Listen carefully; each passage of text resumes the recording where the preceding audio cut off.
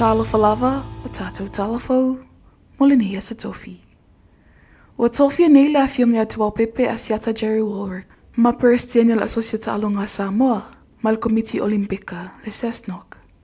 O le afiong ia tuau pepe le Palestinian au sisi o mem mafale ale atinuu, o le whaia o ngaulu foilea, o le au sisi. Ua tele fo ini tūlanga mōrulunga wa au sieta mawhanau ale atinuu, I lalo le teita inga le afiong ia tuau pepe.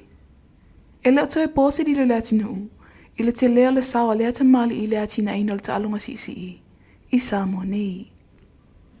I nisi o tala, ua iei le fuafuanga le whalapatonga o lotu kerisiano I Samoa, po le National Council of Churches, I se whailoa inga mataitai o le atinuu, e tusai malingasinga sea malo, o iei nei.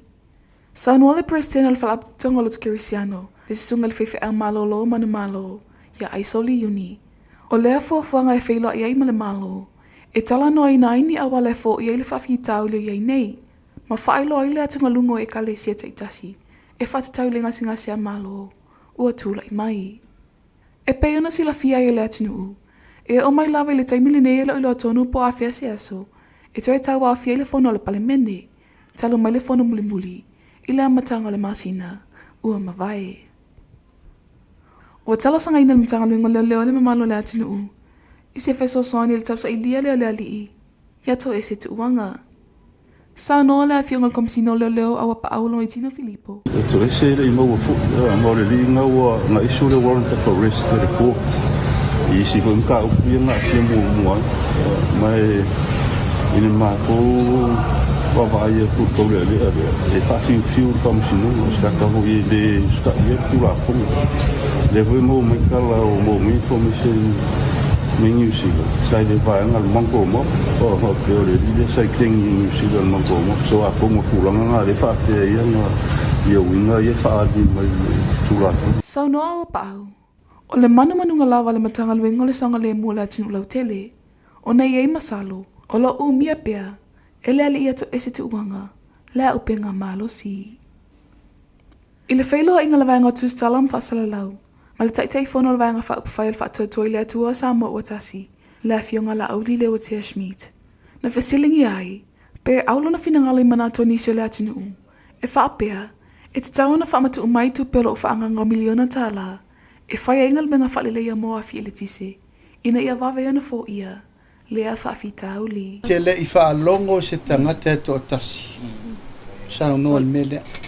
I have never heard any people le tu no sa no e tu urfa manianga molato e tau fol tau poli pisi o inale na vatu ni le mato fautuanga le na vatu o su ese le mi fai mele e na mato atu ngalu atu la mena le upkeep al time service le family ota sa tau no fai supplementary mo le mele e le supplementary la mele fa langolango e unforeseen lenta to fa tali lava mel fa so ma la tau sanga tau malnita usanga.